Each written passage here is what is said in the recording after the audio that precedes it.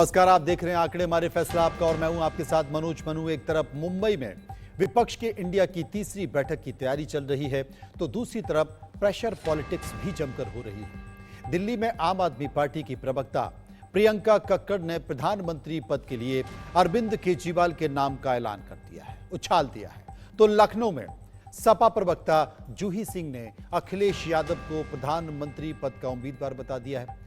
वहीं शिवसेना उद्धव गुट की तरफ से उद्धव ठाकरे का नाम भी प्रधानमंत्री पद की रेस में बढ़ा दिया गया है। कुल मिलाकर विपक्षी गठबंधन की हालत ठीक वैसी ही है जैसी एक अनार 100 बीमार, या फिर इसे आप यूं कह सकते हैं कि एक कुर्सी के कई दावेदार। इन सभी खबरों के बीच एक खबर यह भी है कि मायावती ने विपक्ष के इंडिया में शामिल होने से इंकार कर दिया है।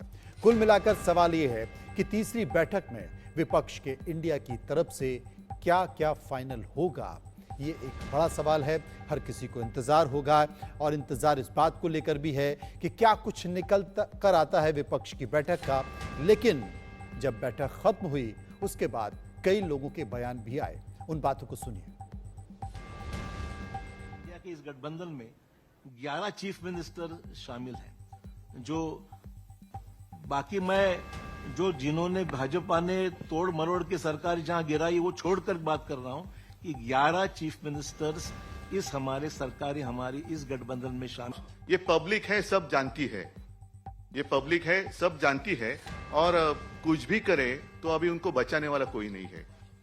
आज जैसे हम आपके सामने इंडिया की मीटिंग करने जा रहे कल और परसों, मुझे अभी नाना जी ने बताया कि वो भी लोग कुछ करने जा रहे, महायुति की बैठक करो, लेकिन उस बैठक में सिर्फ हमारा विरोध नहीं करना। जो काश्तकार आज संकट में है, मैं खुद गया था और अब पूरे आप ही के माध्यम से मैं न्यूज पढ़ता हूं, देखता हूं, पूरे महाराष्ट्र में सूखे जैसी स्थिति है। क्या कर रही है अपने राज्य की सरकार, क्या कर रहे हैं अपने प्रधानमंत्री जी? आएंगे कुछ ना कुछ एक भूल भुलैया दिखाकर चले जाएंगे, इससे कुछ होने वाला नहीं। अगर अच्छा काम करना है तो जब कोई संकट में होता है तब ही उसको मदद की आवश्यकता होती है और उस वक्त जो मदद की जाती है वही मदद वो पूरे जिंदगी भर याद रखता है। पश्चिम बंगाल विधानसभा चुनाव आपको याद होगा।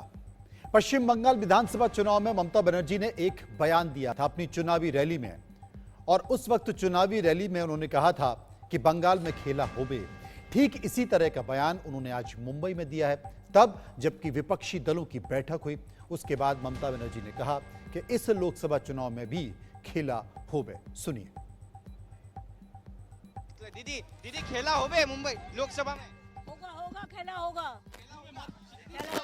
लोकसभा में कितनी जगह आएंगी? बहुत जगह आएंगे उधर। हाँ, बादा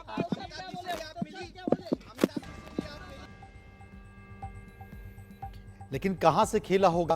पश्चिम बंगाल में तो सिर्फ ममता बनर्जी थी, अपनी पार्टी की सुप्रीमो। यहां पर कई सारे सुप्रीमो हैं। विपक्ष में प्रधानमंत्री के चेहरे को लेकर रार मची हुई है। प्रधानमंत्री पद को लेकर कौन क्या कह रहा है आपको सुनना बहुत जरूरी है। सुनिए। आप मुझसे पूछेंगे तो मैं तो चाहूंगी अरविंद केजरीवाल जी हो प्रधानमंत्री के उम्मीदवार भी, और उसका तर्क है कि इतनी कमर तोड़ महंगाई में भी लगातार दिल्ली एक ऐसा राज्य है जो देश की राजधानी है, फिर भी सबसे कम महंगाई है दिल्ली में। फ्री पानी मिलता है 20,000 लीटर प्रति महीना, फ्री अच्छी शिक्षा मिलती है, फ्री बिजली मिलती है, फ्री महिलाओं को बस यात्रा मिलती है, फ्री बुजुर्गों को तीर्थ यात्रा मिलती है, और इस सबके बाद भी एक मुनाफे का बजट पेश किया जाता है। और अरविंद केजरीवाल जी लगातार जनता के मुद्दे उठाते हैं, लगातार एक चैलेंजर की तरह वो उभरे हैं, देखे जा सकते हैं। They are their leaders. They should be standing by their leaders. When I am asked, I will naturally want my national president to be in a position of governance. But that does not bring about any question mark on the India alliance, because they are mature leaders. They work together, and we are going to work on issues. So it's really everybody should suggest who they want, and a consensus will be formed on issues mainly. The prime minister's face. We have many prime ministers' faces. Somebody will come up and he will or she will occupy the position. लेकिन विपक्ष की तीसरी बैठक में यह कोशिश हो रही थी कि मायावती को विपक्ष के इंडिया में शामिल कराया जाए, लेकिन मायावती ने आज साफ इनकार कर दिया है। मायावती ने इंकार करते हुए कहा है कि वो किसी के साथ गठबंधन नहीं कर रही हैं, चाहे वो कांग्रेस हो या फिर किसी और पार्टी। और इसके बाद, इस ऐलान के बाद कांग्रेस बीएसपी पर हमलावर है। या गठबंधन ने या कांग्रेस पार्टी ने कोई प्रार्थना पत्र नहीं दिया है मायावती जी को कि आप हमारे गठबंधन में आइए। वो दलित की नहीं, दौलत की बेटी हो गई। जिस तरफ दौलत है या जिस तरफ स्वार्थ है, उस तरफ मायावती जी जा रही हैं। उनको शुभकामनाएं। आज की डेट में आप अपनी पार्टी के नेताओं को नहीं रोक पा रही हैं मायावती जी। इमरान मसूद भी छोड़ करके चले गए। धीरे धीरे आप बुआ और भतीजे की पार्टी ही रह जाएंगी खाली। देश में दलितों के वोट का सौदा अब नहीं होगा। आरक्षण विरोधियों के साथ आपका गठबंधन खुले रूप से दिखाई दे रहा है।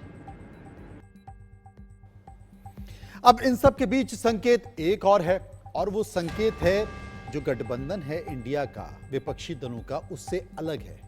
क्योंकि कुछ लोग जो पहले एनडीए के साथ थे, उनके स्वर अब स्वतंत्र दिखाई दे रहे हैं।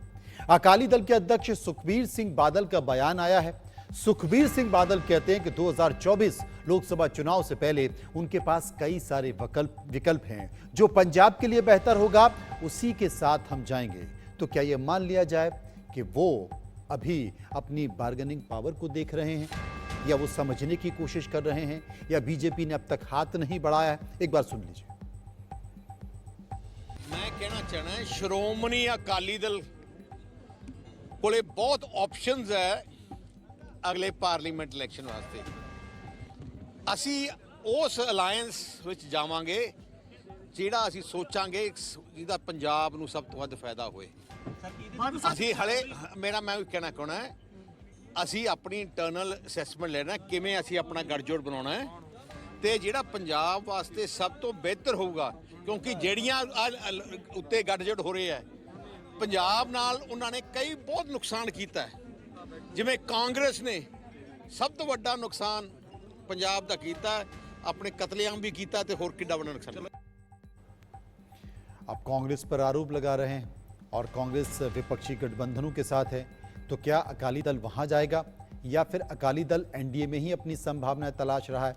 लेकिन इन सब के बीच शिवसेना उद्धव ठाकरे गुट के सांसद अनिल देसाई का बयान आया है। क्या कहते हैं वो, सुनिए। हमारे साथ शिवसेना के बड़े नेता अनिल देसाई साहब मौजूद हैं, जो खास तौर से इस प्रोग्राम के लिए बहुत सारा अपने ऊपर काम कर रहे हैं। सर, देसाई साहब क्या कहेंगे, तैयारियां किस तरीके की आप लोग हो चुकी हैं और कितने लोग आ रहे हैं? आपने देखा होगा क्या माहौल है, उत्साह है, लोगों में आनंद है, और जिस तरह से ये सब व्यवस्था हुई है वो काफ़ी ढंग से हुई है, काफ़ी अच्छी रीत से हुई है। जुड़ेगा भारत, जीतेगा इंडिया के लिए।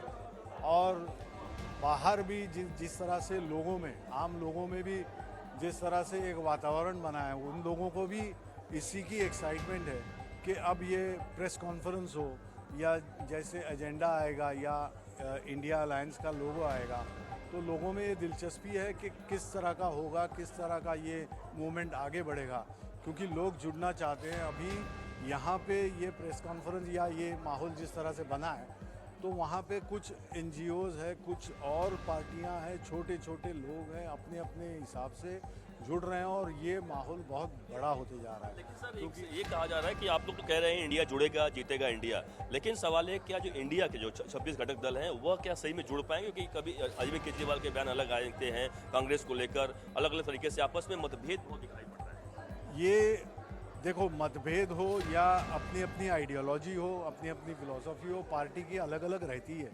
विचारधाराएं भी अलग अलग रहती हैं। जब मकसद एक हो, जब एक मंजिल तय करनी है, तो सभी को अपनी अपनी जो बातें अपने तक ही सीमित रखनी चाहिए। उसका भी एक बहुत अच्छा समझ अपने आप में है, और उसी समझ को लेके ये सभी पार्टियां, जिनकी विचारधाराएं अलग है, कुछ नेशनल है, कुछ रीजनल है, लेकिन ये मंजिल एक बनी हुई है, एक मकसद बना हुआ है, उसको पाने के लिए ये सब अपनी अपनी बातें, जिससे कोई विवाद पैदा ना हो, सभी एक पेज पे आकर, एक प्लेटफॉर्म पर आकर इस चीज़ को चुने।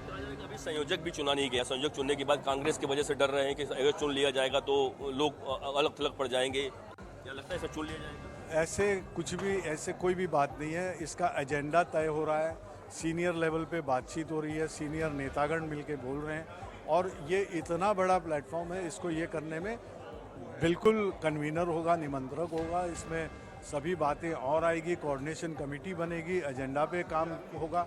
तो ये एक बहुत लंबा और बहुत अच्छा एक सोचा बुझा इस तरह का एक उद्दिष्ट सामने रखा गया है। ध्येय अपने पूर्ति के लिए ये कदम रहेंगे। आखिरी सवाल, क्या लगता है कि मोदी इतने पावरफुल हो गए हैं, जैसा कि एक आदमी, जैसा कि खुद मोदी जी कहते हैं, एक आदमी को हराने के लिए 26-27 दल एक साथ आ रहे हैं?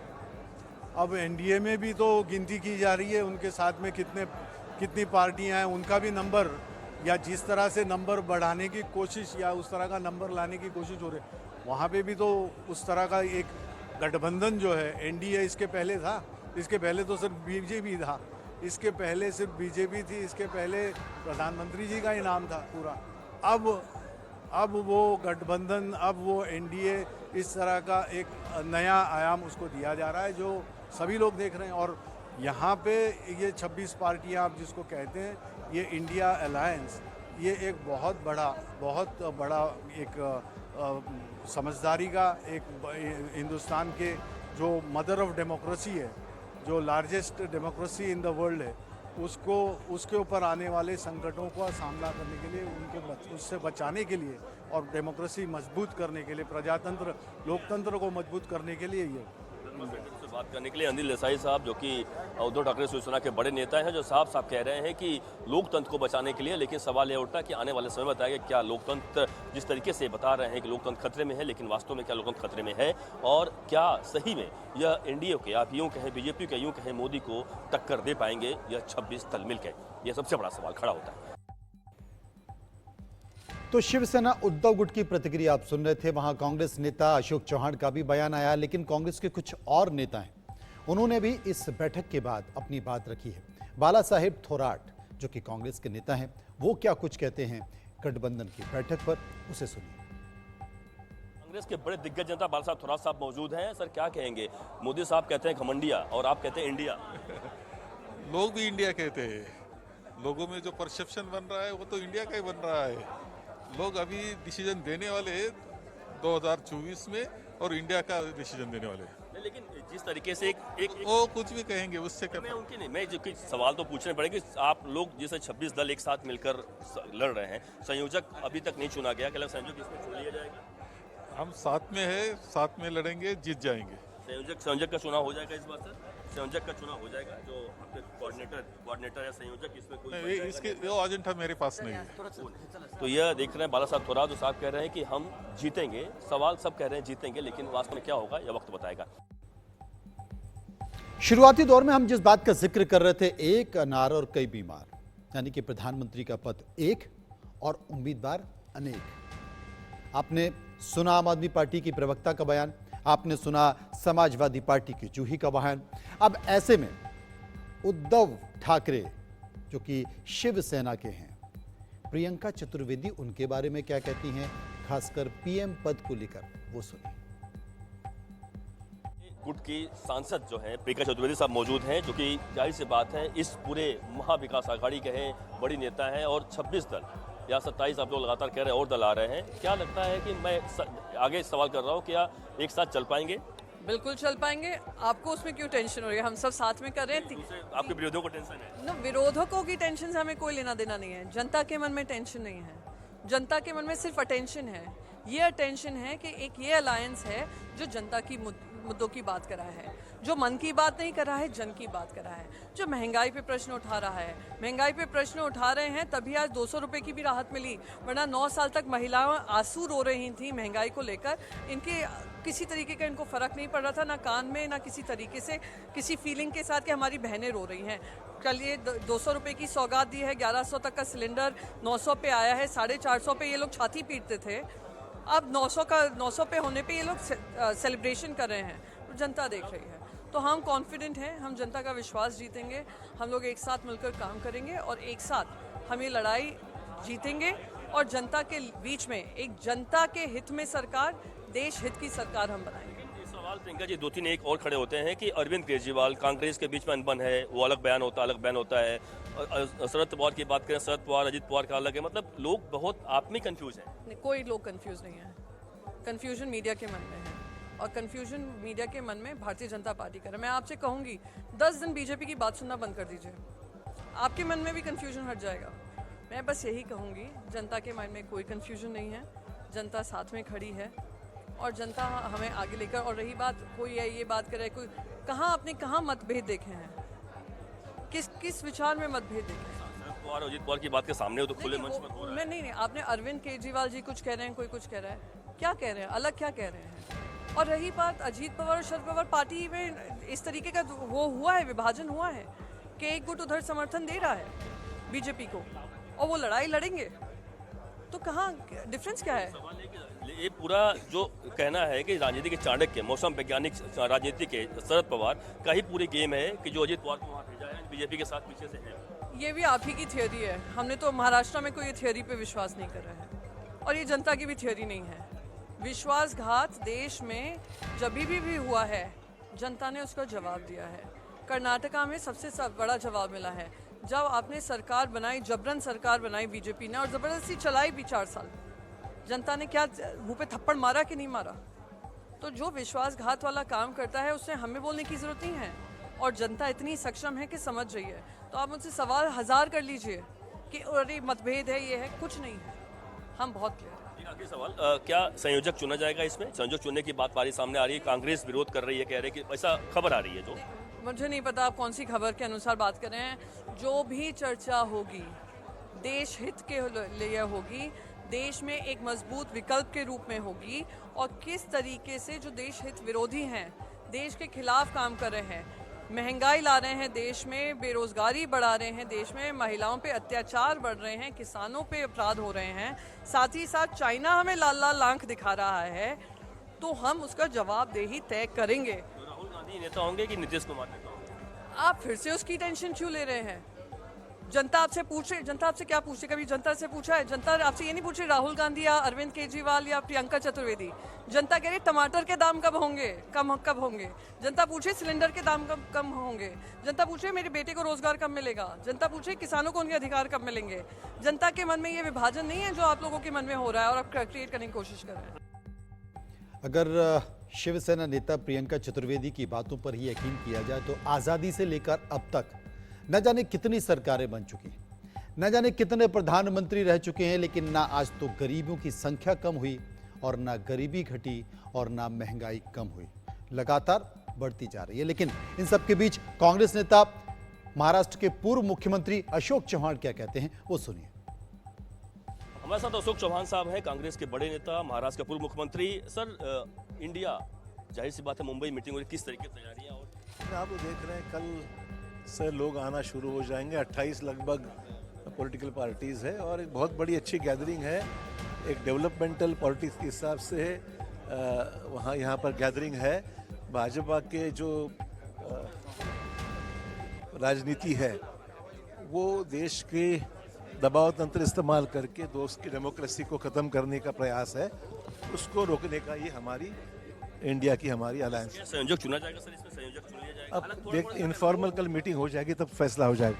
ये देख रहे हैं अशोक चौहान साहब, जो कि महाराष्ट्र के बड़े दिग्गज नेता हैं। साहब कह रहे हैं कि जब मीटिंग होगी उसमें तय किया जाएगा क्या होगा, लेकिन कई सारे ऐसे पत्ते हैं जो अभी तक नहीं खोला जा रहा है। तो आज की बैठक तो खत्म हो गई। उम्मीद ये की जानी थी कि आज की बैठक के बाद कई सारी घोषणाएं होगी, लेकिन बात बन नहीं पाई। अब ये बैठक और होने वाली है। कहां होने वाली है? मुंबई के ग्रैंड हयात होटल में, और वहां पर 2 दिन की बैठक है। हमारे सहयोगी अभिषेक वहां पर पहुंचे। वहां पहुंचकर उन्होंने आपके लिए एक रिपोर्ट तैयार की। सुनिए वो रिपोर्ट।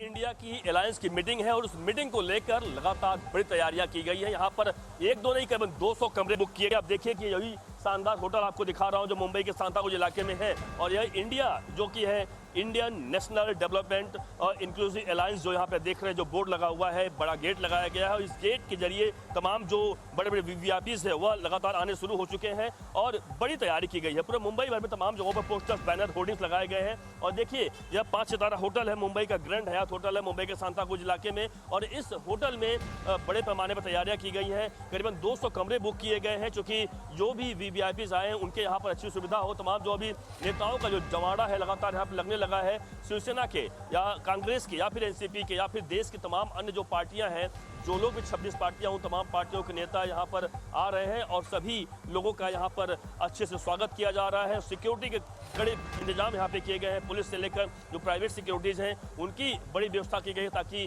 कहीं पर भी कोई सिक्योरिटी में चूक खास तौर से ना हो, इसका भरपूर ध्यान रखा जा रहा है। मीडिया के लिए पासेस बकायदा अलाउ किए गए हैं ताकि बिना पासेस को भी अंदर ना एंट्री मिल सके। तमाम ऐसी व्यवस्था की गई है और यह बताने का प्रयास किया जा रहा है कि हम सब एक हैं। लेकिन सच्चाई तो यह है कि क्या 2024 में इलेक्शन होंगे, क्या वास्तव में तब तक 26 जो दल हैं 26 की जगह 27 बताए जा रहे हैं और बढ़ सकते हैं, क्या वास्तव में सब एक रह पाएंगे या फिर मोदी के सामने या फिर कहीं बीजेपी के सामने सब के सब धराशायी हो जाएंगे? ये एक बड़ा सवाल है क्योंकि इनका अब तक ना कोई संयोजक चुना गया है, ना कोई तमाम नेता चुना गया है। इस बात को लेकर तमाम, लेकिन हालांकि नेताएं कह रहे हैं इनके कि वक्त है, देखिए आगे क्या क्या होता है और यही देश को पूरी तरीके से इंतजार है।